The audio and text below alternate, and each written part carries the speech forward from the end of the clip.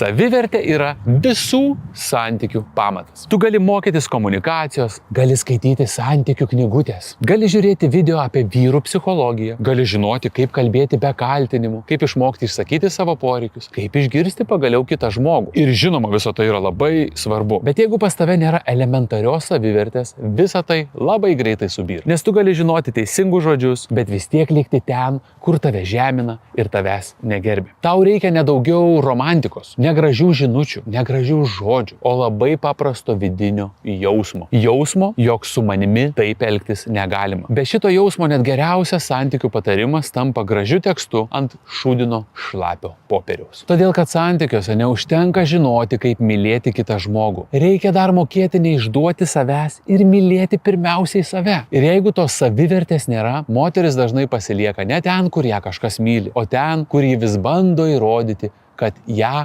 verta mylėti. Todėl prieš klausiant, kaip man išsaugoti santykius, kartais yra daug svarbiau paklausti, o ar šituose santykiuose aš vis dar išsaugau save.